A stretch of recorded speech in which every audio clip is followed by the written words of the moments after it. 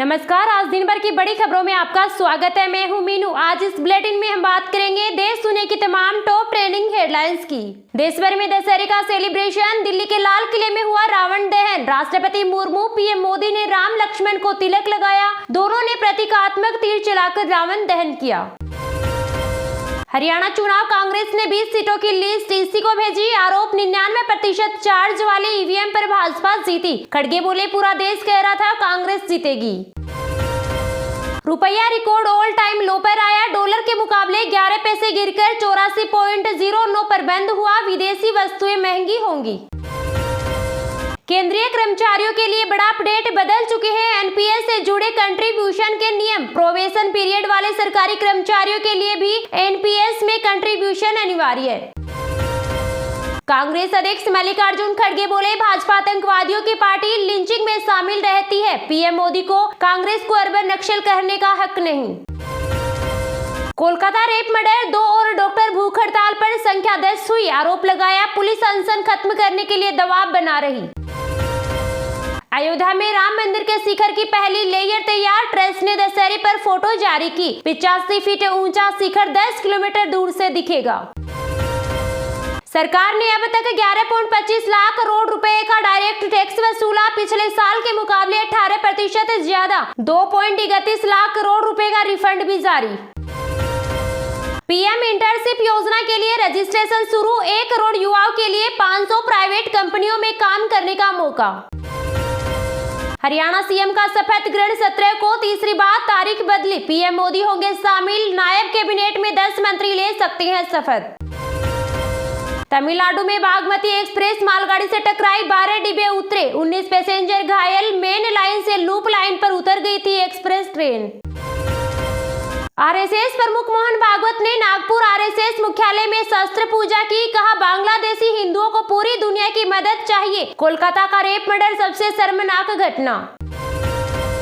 बाल आयोग बोला, मदरसों की फंडिंग बंद करें, इनका फोकस धार्मिक शिक्षा पर। बेसिक शिक्षा नहीं मिल रही, मिड डे मील, ड्रेस और किताबें नहीं देते। 11 राज्यों में 75 इंफ्रा प्रोजेक्ट का उद्घाटन, रक्षा मंत्री राजनाथ सिंह बोले, भारत सबसे सुरक्षित और मजबूत देश बनेगा। बीआरओ ने बनाई 22 सड़कें और 51 पुल। 5 साल में लॉन्च होंगे 52 जासूसी सैटेलाइट, एआई तकनीक से लैस आपस में बात करेंगे। चीन पाकिस्तान बॉर्डर पर निगरानी और मजबूत होगी। जम्मू कश्मीर में एपीयूएम की मांग, पहली कैबिनेट मीटिंग में राज्य का दर्जा बहाल करने के लिए प्रस्ताव पास करे एनसी कांग्रेस। हरियाणा सीएम को मारने की धमकी, लिखा जो भी मुख्यमंत्री बनेगा गोली मार दूंगा। विनेश के पति के नाम से बना था व्हाट्सएप ग्रुप। आर्मी चीफ ने असम में लॉन्च किया अग्निअस्त्र, कमरा हो या बंकर, एक साथ कई टारगेट तबाह कर सकता है। एंटी टेररिस्ट ऑपरेशंस में अहम।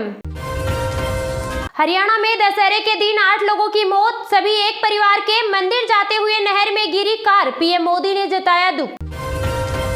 इस हफ्ते सोने चांदी में रही गिरावट, सोना 341 रुपए गिरकर 75,623 रुपए पर आया। वहीं चांदी 89,963 रुपए प्रति किलो बिक रही।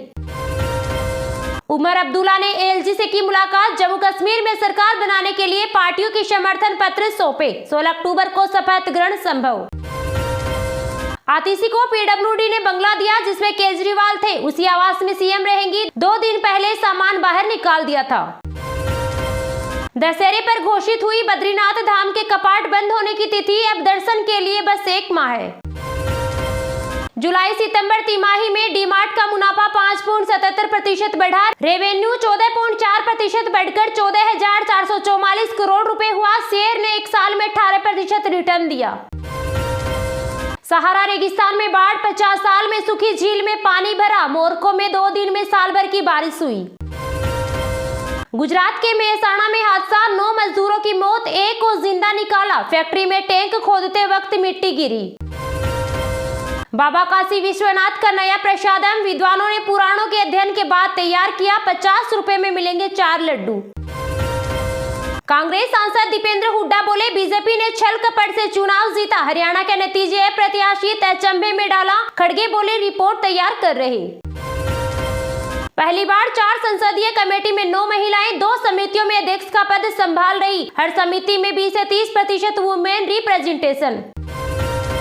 पाक बॉर्डर पर राजस्थान पंजाब में बने बनेगी 2280 किलोमीटर लंबी सड़कें, टैंक हथियार लेकर 48 घंटे में पहुंचेगी सेना। 4 साल पुराना प्रोजेक्ट मंजूर। मणिपुर में जातीय हिंसा के बाद जबरन वसूली बढ़ी, सरकार ने एंटी एक्सटॉर्शन सेल का गठन किया, आरोपियों के खिलाफ एक्शन लेगी। ये तो थी आज की टॉप हेडलाइंस। अब जानते हैं आज की कुछ महत्वपूर्ण खबरों को विस्तार से, लेकिन अभी तक आपने इस वीडियो को लाइक नहीं किया तो लाइक कर दीजिए। कांग्रेस अध्यक्ष मल्लिकार्जुन खड़गे बोले, भाजपा आतंकवादियों की पार्टी, लिंचिंग में शामिल रहती है, पीएम को कांग्रेस को अर्बन नक्सल कहने का हक नहीं। कांग्रेस अध्यक्ष मल्लिकार्जुन खड़गे ने भारतीय जनता पार्टी और प्रधानमंत्री नरेंद्र मोदी पर तीखा हमला बोलते हुए बीजेपी को आतंकवादी पार्टी बताया है। यह टिप्पणी हरियाणा विधानसभा चुनाव के नतीजों के संदर्भ में की गई है, जिसमें कांग्रेस की हार हुई। मल्लिकार्जुन खड़गे ने अपने बयान में कहा कि बीजेपी की विचारधारा आतंकवाद जैसी है। उन्होंने कहा, जो लोग अल्पसंख्यकों को धमकाते हैं और लिंचिंग करते हैं, वो इस पार्टी के सदस्य हैं और प्रधानमंत्री नरेंद्र मोदी उनका समर्थन करते हैं। खड़गे का कहना है कि पीएम मोदी राष्ट्र या जनता के बजाय अपनी पार्टी के हितों को प्राथमिकता देते हैं, जिससे समाज में विभाजन और हिंसा को बढ़ावा मिलता है। प्रधानमंत्री नरेंद्र मोदी ने कई मौकों पर कांग्रेस को अर्बन नक्सल कहा है, जिस पर खड़गे ने पलटवार करते हुए कहा, जो बुद्धिजीवी है उन्हें पीएम मोदी अर्बन नक्सल कहते हैं, जबकि उनकी खुद की पार्टी लिंचिंग और आदिवासियों के खिलाफ हिंसा में शामिल है। उन्होंने आरोप लगाया कि बीजेपी सरकारें आदिवासी और दलित समुदायों के साथ अत्याचार करती है और उनके अधिकारों का हनन करती है। कांग्रेस अध्यक्ष ने विशेष रूप से बीजेपी शासित राज्यों में दलितों और आदिवासियों पर होने वाले अत्याचारों का मुद्दा उठाया। उन्होंने कहा, जहाँ जहाँ बीजेपी की सरकारें हैं, वहाँ एससी और आदिवासियों पर अत्याचार बढ़ रहे हैं। इसके बावजूद प्रधानमंत्री मोदी ऐसी घटनाओं पर कोई ठोस कार्रवाई नहीं करते और दोष दूसरों पर मढ़ देते हैं। पिछले हफ्ते प्रधानमंत्री नरेंद्र मोदी ने ठाणे और वासी में रैलियों को संबोधित किया था। उन्होंने ठाणे में कहा, कांग्रेस और उनके सहयोगियों का एक ही मिशन है, बांटो और सत्ता में रहो। वह जानती है उसका वोट बैंक एक रहेगा। हम बंटेंगे तो बांटने वाले महफिल सजाएंगे, जश्न मनाएंगे। कांग्रेस को अर्बन नक्सल गैंग चला रहे हैं, वह देश विरोधियों के साथ खड़ी है। 5 अक्टूबर को भाजपा अध्यक्ष जेपी नड्डा ने कहा कि कांग्रेस वो पार्टी है जो आजादी की लड़ाई लड़ने आई थी। गांधी जी ने कहा था कि आजादी की लड़ाई के बाद कांग्रेस पार्टी को खत्म कर देना चाहिए, लेकिन सत्ता के लालच में आप कांग्रेस पार्टी चलाते रहे और आपकी यात्रा बाएं से दाएं, दाएं से बाएं हो गई। राहुल गांधी आजकल अर्बन नक्सल और देश को बांटने वाले लोगों की भाषा बोलने लगे हैं। प्रधानमंत्री नरेंद्र मोदी ने 8 अक्टूबर को दिल्ली स्थित भाजपा मुख्यालय में कार्यकर्ताओं को संबोधित किया था। उन्होंने कहा था कि जनता के सामने कांग्रेस की पोल खुल चुकी है, उनका डिब्बा गोल हो गया है। सरकार से बाहर होते ही कांग्रेस जल बिन मछली जैसी हो गई है। वो समाज में जाति का जहर फैला रही है, अलग अलग वर्गों को भड़का रही है। कांग्रेस परजीवी पार्टी है। मोहन भागवत का बयान, जिस पार्टी का मकसद देश को बांटना है, उन्हें सपोर्ट करने वाले देश में ही है। संघ प्रमुख भागवत है। संविधान बदलना हो, रिजर्वेशन हो, हिंदू मुस्लिमों को अलग करने की बात करें, करने वाले ये लोग हैं और बुद्धि दूसरे लोगों को बांट रहे हैं। दिल्ली यूपी में गर्मी से लोग परेशान, दक्षिण भारत में बारिश का सिलसिला जारी। दिल्ली में तेज धूप और गर्मी ने लोगों को बहुत परेशान किया है, जिसके चलते लोग दिन के समय बाहर निकलने से बच रहे हैं। हालांकि सुबह और रात के समय मौसम खुशनुमा बना हुआ है। दिल्ली के साथ ही यूपी में भी गर्मी का सिलसिला जारी है। तेज धूप के चलते कई जिलों का तापमान बढ़ रहा है। शुक्रवार को प्रदेश के ज्यादातर जिलों में अधिकतम तापमान 33 डिग्री के आसपास दर्ज किया गया। वहीं दक्षिण भारत के कई राज्यों में भारी बारिश का सिलसिला अभी भी जारी है। राजस्थान के कई इलाकों में बीते 24 घंटे में हल्की से मध्यम दर्जे की बारिश दर्ज की गई है। मौसम विभाग के अनुसार इस दौरान पूर्वी राजस्थान में कहीं कहीं पर हल्की वर्षा दर्ज की गई। पश्चिमी राजस्थान में कहीं कहीं पर हल्की से मध्यम वर्षा दर्ज की गई। मौसम केंद्र जयपुर के अनुसार पूर्वी हवाओं के प्रभावी होने से दक्षिणी राजस्थान के उदयपुर, कोटा और जोधपुर संभाग के कुछ भागों में आगामी कुछ दिन बादल छाए रहने तथा मेघ गर्जन के साथ कहीं कहीं हल्की व मध्यम दर्जे की बारिश होने की संभावना है। मौसम विभाग ने पूरे केरल में येलो अलर्ट जारी किया है। इस दौरान कहीं भारी बारिश होगी तो कई जिलों में हल्की से मध्यम स्तर की बारिश होगी। बारिश से मौसम सुहावना हो जाएगा और लोगों को गर्मी से राहत मिलेगी। मौसम विभाग ने तमिलनाडु के नीलगिरी, कोयम्बटूर, नागापट्टिनम, तिरुवरूर, तंजावुर में भारी बारिश का अलर्ट जारी किया है। इसके अलावा अन्य शेष जिलों में हल्की से मध्यम स्तर की बारिश और वज्रपात का अलर्ट भी जारी किया गया है।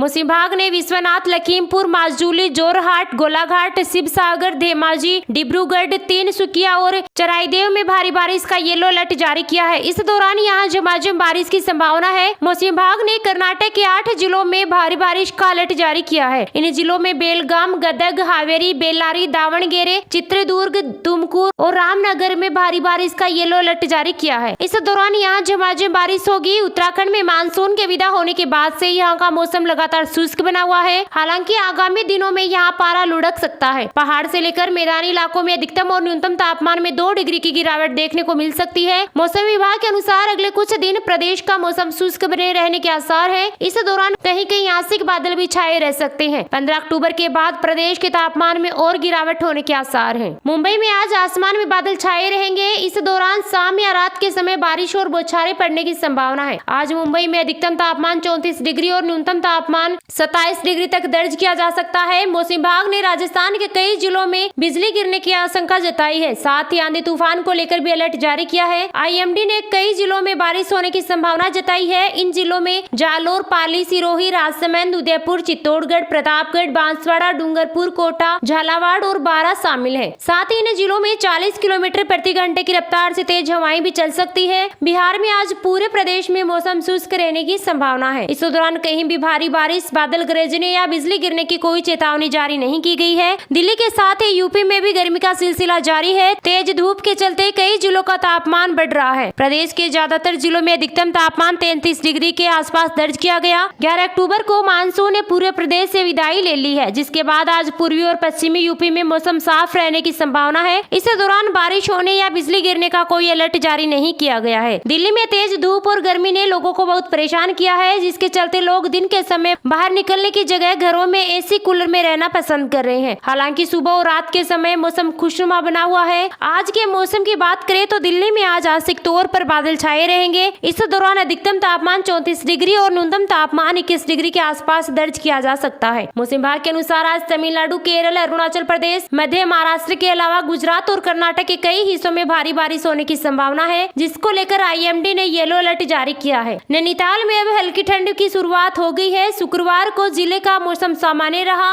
इस दौरान अधिकतम तापमान 23 डिग्री दर्ज किया गया। शनिवार को जिले का मौसम सामान्य रहा। इस दौरान अधिकतम तापमान 23 डिग्री दर्ज किया गया। मौसम विभाग के अनुसार आज सुबह के समय नैनीताल में आसमान साफ रहने वाला है, जिसके बाद शाम के समय हल्के बादल छाने के आसार हैं। इस दौरान अधिकतम तापमान 24 डिग्री और न्यूनतम तापमान 23 डिग्री के आसपास दर्ज किया जा सकता है।